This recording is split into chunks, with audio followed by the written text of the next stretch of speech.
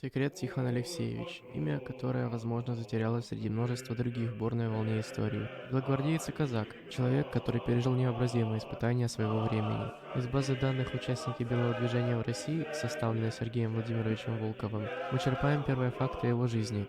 Тихон Алексеевич был казаком станицы Брюховецкой Кубанской области. Его путь начался в добровольческой армии с 3 марта 1918 года. Он принимал участие в первом кубанском ледяном походе, продолжил службу в русской армии до эвакуации Крыма и находился на острове Лемнос.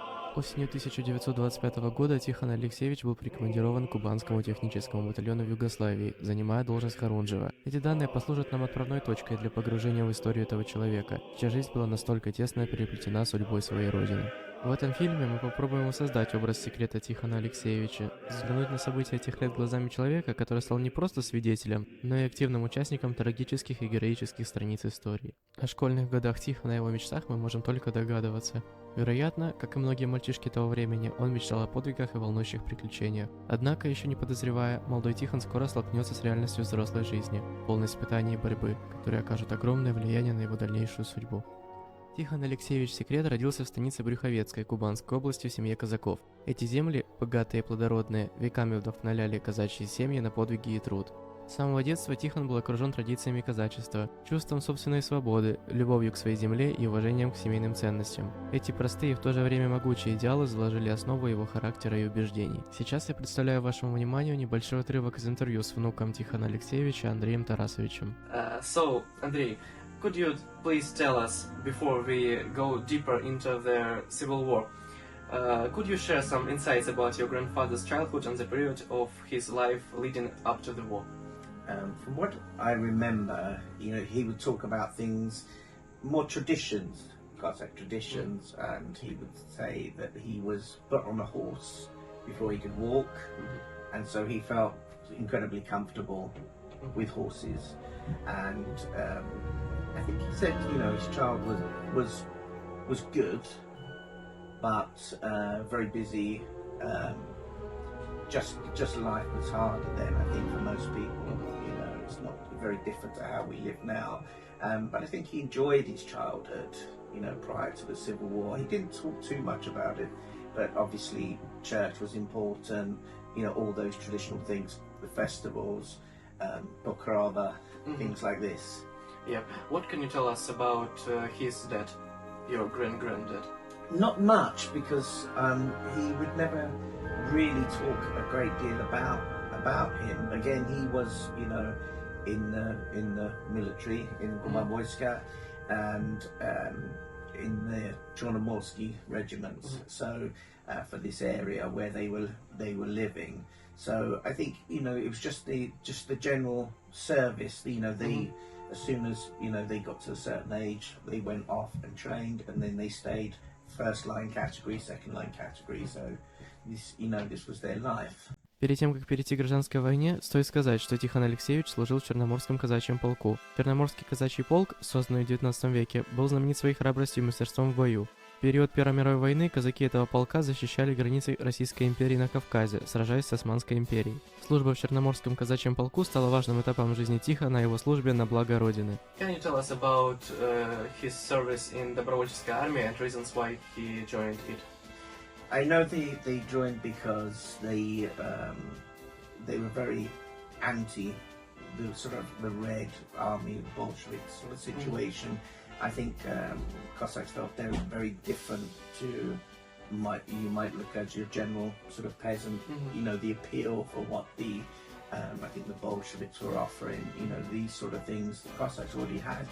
They had their land, and the initial sort of instigator was when they started coming into Kuban and attacking villages, and this incident meant that sort of I think it was 100 of Sopnia Cossacks from his Stanitsa rode out to the next town to fight off the Reds, and that I think were attacking the formation, the early part of that White Army, the Army of the South, and so they fought them off, and as a cause they were then enlisted into that sort of White Army to carry on the rest of the Kuban campaign, and of course they were the start of the Kornilov Cavalry Regiment.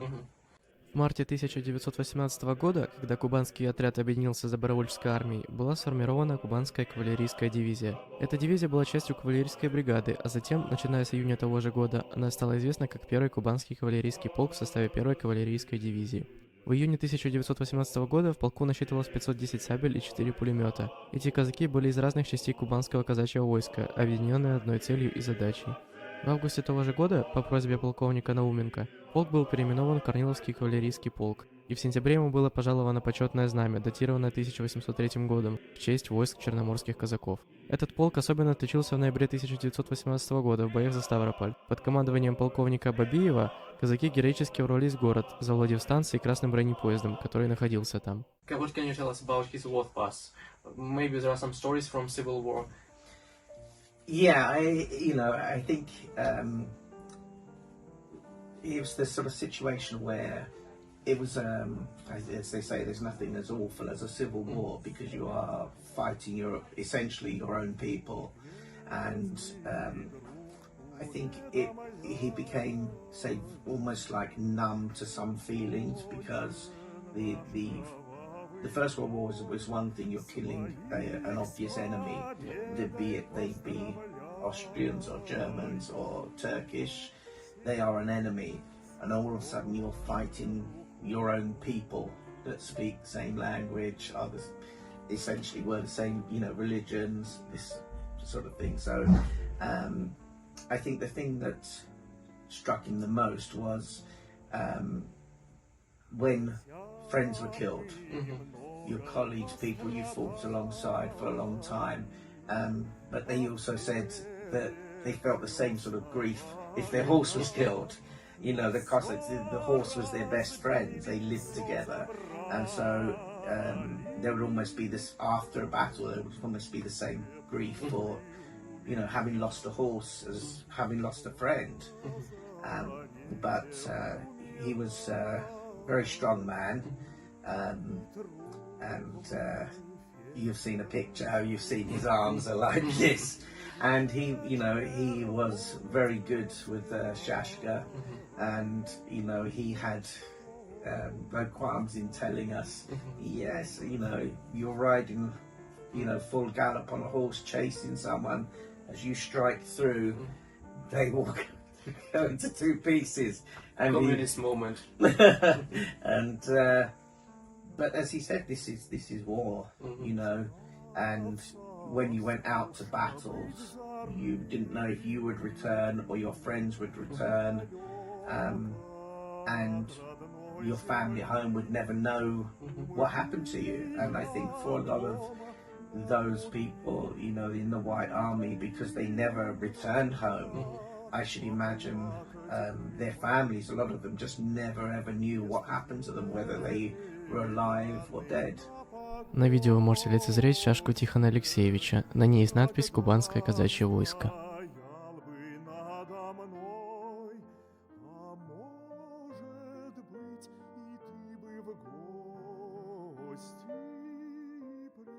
Are there any memories that you can share with us about his comrades, fellow in arms, for example, some famous people in White Army?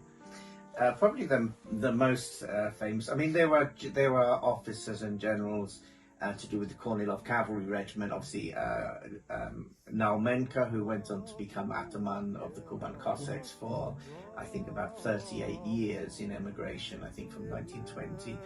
Fostikov, Eliseev, all these people were common names, and he thought, they were fantastic commanders.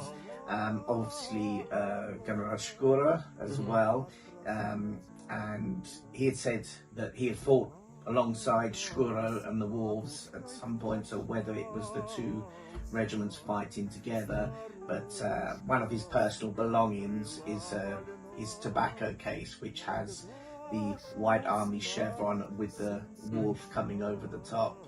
And of course it is inscribed Kavkaz 1918 Dobrovolcheskaya Armia, and that was something he had personally, so whether that was given to him by a colleague, but he thought Shkuro was fantastic because I think the term would be he was a Cossack's Cossack. You know, he was a proper Cossack. You know, he was of that sort of, you know, true sort of mentality, which I think didn't go well with some other people, other generals, things like this. But yeah, he was, you know, one of these people that was very highly thought of. But again, all those generals, and particularly the ones obviously that would be most in, you know, sort of connected with him, that were in the Kornilov cavalry. Шкуро Андрей Григорьевич, кубанский казак и белый партизан. 1887 года рождения, родом из станицы Пашковской. Выпускник 3-го Московского кадетского корпуса и Николаевского кавалерийского училища в Санкт-Петербурге. В Первой мировой войне отличился храбростью и умелым командованием. Награжден орденом Святой Анны 4, 3, 2 степеней, Георгиевским оружием, орденом Святого Владимира 4 степени, также произведен в Исаулы. Так его описывает Федор Иванович Елисеев. Теперь перед нами предстала, вопреки создавшемуся заочному представлению, миниатюрная фигурка казачьего офицера с нервно подергивающимся лицом, насмешливой кривой улыбкой. Кураж Куранский характеризовался при этом как веселый и бесшабашный офицер, но талантливый и удачный партизан, умевший создать вокруг себя соответствующее окружение из казаков. Был не прочь при этом соригинальничать, набрал при развале армии казаков-волков. С началом гражданской войны организовал партизанский отряд и впоследствии присоединился к добровольческой армии. Пользовался большой популярностью среди казаков, как герой Кубани, получил звание генерал-майора. Участвовал в многих боях на территории Украины, включая столкновения с конницей Махно. За успешное действие был произведен генерал-лейтенанты. Однако уже 11 октября Шкуро пришлось оставить Воронеж и отступать на юг, вследствие чего в армии началось разложение. Многие казаки предпочли вернуться в родные станицы. Исключением стал и Корниловский кавалерийский полк, в котором состоял Тихон Алексеевич. Как вспоминал полковник Елисеев, ирония судьбы. Корниловский конный полк, этот выдающийся боевой полк кубанского войска, стойкий и сплоченный, который первый обнажил свой меч против красных, зародившись в первом кубанском походе. Он, как стоял на позиции, выставленной еще мною лично после сдачи Сочи 16 апреля, первым же и сложил оружие перед красными, вместе с командиром полка, войсковым старшиной Владимиром Безладным и с большинством своих офицеров, оставшихся со своими казаками. Сложив оружие, они двинулись на Сочи. Оставшиеся офицеры-корниловцы рассказали Елисееву, что в анкетах, отданных красным, они написали, что их полк кубанский, и просят слово корниловский забыть, чтобы не подвести их. Они уже спороли со своих попах и шаровар корниловский траурный черный галун, которым раньше так гордились. Уже в 1920 году Шкуро был уволен генералом Врангелем, с которым у него, впрочем, всегда были плохие отношения, и был вынужден отправиться в эмиграцию. Did Tikhon tell you anything about Lemnos? The things he said was it was a hard time. It was a hard time there, very difficult. They were trying to stay together as an army, and you had the situation where the French, who were in control of the island, French authorities, were colluding with the Soviet authorities, and this request was made for the Cossacks to return to Russia.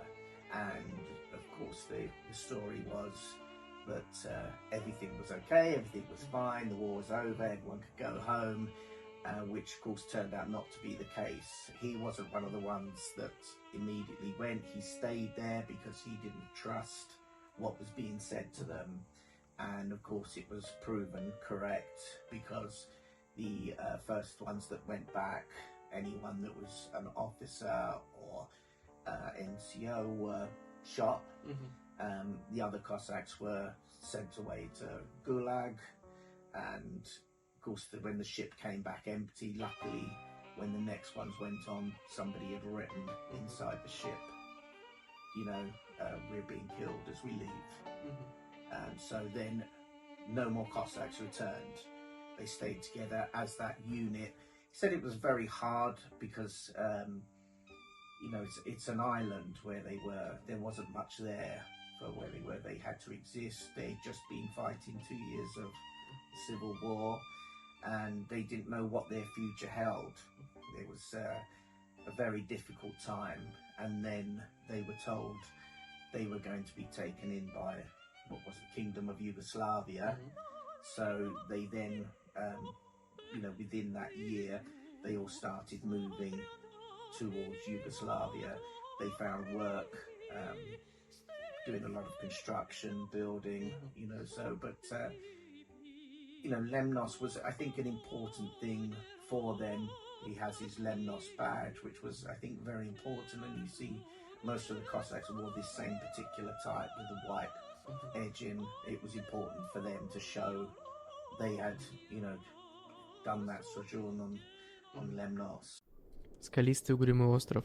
Нет деревьев, зелени, и только высокий шпиль такой же скалистой горы Святого Ильи как-то грустно, одиноко тянулся к небу. Вдали виднелись белые линии конусообразных палаток, марабу, в которых уже были размещены ранее прибывшие части кубанцев. Так описывает Лемнос Рыченков в своей книге «259 дней лемносского сидения».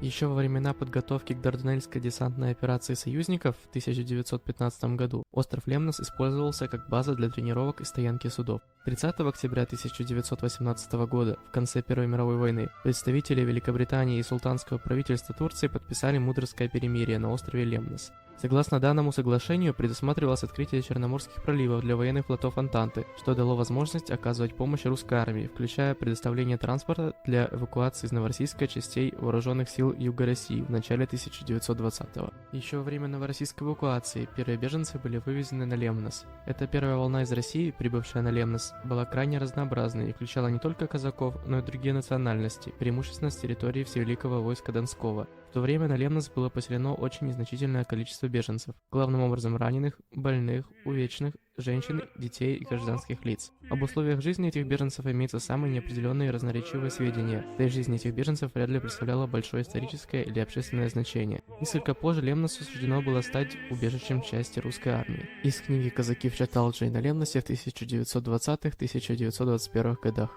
После эвакуации из Крыма 29 ноября 1920 года через Феодосию на остров Лемнос уцелевшие корниловцы, в числе которых был и Тихон Алексеевич, были сведены вместе с первым линейным кубанского казачьего войска полком в один, 3-й кубанский конный, входивший в кубанский корпус генерала-лейтенанта Фостикова. Проживание на острове Лемносе было непростым для эвакуированных военных и гражданских беженцев. Загаженность лагеря была ужасающая. В Великую войну здесь был расположен английский лагерь, который, по данным санитарного инспектора, пришлось перенести в другое место ввиду свирепствовавшей среди обитателей дизентерии. Вслед за этим русские беженцы первых эвакуаций, потом кубанцы и беженцы, а потом, уже когда кубанцы уехали в Сербию, опять донцы. Все это, конечно, оставило свои следы. Берег моря сплошь был усеян консервными банками, разными отбросами, в том числе человеческими экскрементами, гниющими и издающими такой сильный запах, что к берегу моря в тихую погоду трудно было подойти. Да и сама почва была пропитана гниющими отбросами и полна миазмов. Тяжелые климатические условия, крайне неудовлетворительное питание, антисанитарное состояние лагеря, общая истощенность организма, наконец, подавленное состояние духа. Все это не могло не отразиться на здоровье казаков. Казаки в Чаталджи и на Лемносе в 1920-1921 годах. Со временем началась агитация со стороны французских властей, и казаки были вынуждены покинуть Лемнос и отправиться в разные страны, включая Сербию и Болгарию. Мы знаем, что Тихон Алексеевич состоял в технической роте. Могу предположить, что в 1921 году его полк перевезли в королевство сербов, хорватов и словенцев, будущую Югославию, и, согласно Андрею, его чины трудились в районе Вранья, на границе с Болгарией, на строительстве шоссе. I think it was trying to establish a life while still not knowing what was going to happen with Russia, and I think most of the Cossacks believed at some point they would return somehow, whether it be as an army going back to sort of recapture their territory, or the fact that the war was long since over and they could return home. But I think as time went on, it became clear to a lot of them that that would never happen, that would never be the case. I know he was performing, which a fact I found out recently, that he was performing with one of the early Jigitovka groups there. His name appeared suddenly on a list of people, and I know he had a great love of horses and horse riding, and we had a family joke about his feet were so small. In English sizes, they were size 4.5, and he said, "Well, why do I need big feet to ride a horse? I never used my feet." Для незнающих иностранцев даю определение. Джигит – это наездник, отличающийся особенными навыками верховой езды. Тихон Алексеевич возглавлял группу джигитов в артистической группе в Югославии.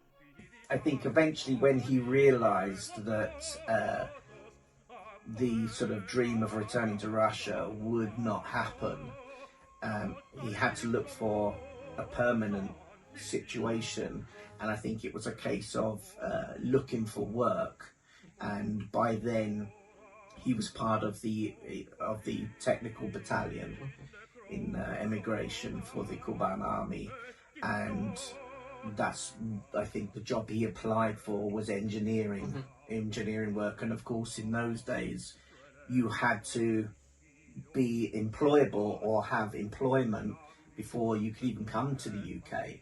So they had to say, yes, you've got a job. Известно, что когда полк перебрался из Лемноса в Югославию, Тихон Алексеевич попал в технический батальон. Ранее этот полк состоял из 3 сотен – железнодорожной, инженерной и технической, но перед эвакуацией в Крым был сведен в один батальон. Важно отметить, что на Лемносе Тихон все еще был в 3-м кубанском полку кубанского корпуса генерала-лейтенанта Фостикова, в который были сведены остатки Корниловского кавалерийского полка. Мы знаем, что все члены бывшего Корниловского кавалерийского полка перебрались в Югославию, но неизвестно, было ли это личное решение Тихона вступить в технический батальон. Okay, yes, so what was his rank at that moment? Хорунжий at that Хорунжий. point. Okay, yes. So lower rank of Хорунжий is Podhorunжий. Yes. When he got Podhorunжий rank? Podhorunжий rank, I believe he got during the Civil War while he was in the Kornilov Cavalry Regiment. I'm not 100% sure when exactly he got it, but you can see that sort of progression of rank, and luckily there is written down that he received the rank of Хорунжий whilst in emigration in Yugoslavia. Okay, yes, so he decided to move to England. Why England? I don't know. I don't know why, but you could ask that question of us. I think many sort of emigres at the time. Why did you go from, because many stayed in Serbia, Montenegro. There were, Cossack sort of communities there, and there was sort of quite a big Russian community in sort of Belgrade. And why move to France? Why move to Germany? Some went to Spain, some went to England. They, I think, were just looking for a life and what they thought was possibly the best opportunity for them. So he ended up here. I think, how direct a route it was, whether he went through, I know he obviously travelled across Europe. I don't know how quick that direction was to come here, whether he went to other places and thought, I don't like this, whether he didn't like Germany, whether he didn't like France, or, this sort of thing. But he settled upon England. Yeah, so did he use his main job that he got in Bulgaria? Well, that's what I believe. He wanted, he came and was working in engineering, and he was very good with things like cars and motorbikes. This is sort of something he understood, but he had a side hobby or job. He earned money as a bare knuckle fighter. So he must have been, he was very strong. I mean, even when he was fairly old, he could put a walnut in his arm and crush it. It was just, sort of quite incredibly strong, sort of guy. And I think that's, again, those sort of things that help someone survive different environment. Possibly the other part to your question about why England, you have to remember that the White Army, the Army of the South, were particularly in contact with lots of British troops that were stationed there. So there may have been some contact there. I think there was a fair few sort of officers and other people that came to England because of that connection. They almost had somebody they could refer to, in coming here. So did he think a lot about his homeland? Yes, I think there is that sadness of leaving your homeland completely, and not being able to go back there. I think if you choose to live somewhere else, but knowing you can always return whenever you want, is a very different thing. If someone moves from England or the UK to Australia, they can always come back, but for them that option wasn't open. So I think that was very hard, and for all the families that were there, they probably never knew what happened to most of the people that left. They didn't, because they went off to war, and they probably never saw them again. They went into emigration, and those people still left in Russia didn't know whether they were alive or dead. And then, because of what had been happening, particularly for the Cossacks, when they knew, when that ship full of people went back from Lemnos, they knew that they were being killed. They knew they were being sent to, prison camp. They couldn't, most of them couldn't correspond with their families because it would put them in danger by them still being in Russia. So that was a big hardship, that he never knew what happened to the rest of his family. Can you tell us why Tiхон decided to change his surname? The main reason being there was a lot of trepidation and worry about what was happening within Soviet Union, agents coming to the West. They were killing and taking away high-profile people, Kuchepov, Miller. Those are very well-known stories. The general belief that General Wrangel didn't just die, he was poisoned. But there were other people that would just disappear. They wouldn't know what happened to them, and this became a very concerning issue amongst those sort of people in the immigrant community. So I think with a lot of them, they decided to start using a different name. So which was what happened with him. So he started giving this other name, and we never really knew what the original family name was because he was very ironically secretive about it, and it almost only came back, I would ask when I was quite young, I would say, what was the family name, because he made it clear he had changed the name to be safe. And what was the family name? And he would go, it's a secret. And then, of course, the moment when the list for the ICE campaign medals, which I have obviously his medal, was found, and a friend of mine called me and said, what is the number? So I said the number. And he said, oh, it's not your family name. And I said, what is it? He said, Secret. And it was, even now, it's like a million emotions at once.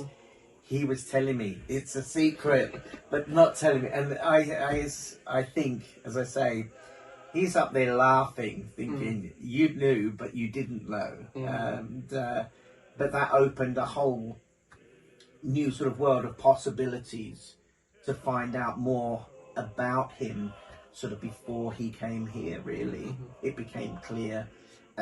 Documentation, he was there, showed when he joined the Kornilov cavalry. It showed his exact stanitsa, which we were never quite sure of. So there are all these fabulous possibilities now for more research to try and find out, do we have still relatives there? Sekret is an unusual name, really, for a name in Russia. It's an older style name because, of course, coming from the Chornomortsi Cossacks, from the Zaporozhian Cossacks. So that was a fabulous moment, but I think it was purely just to sort of remain safe.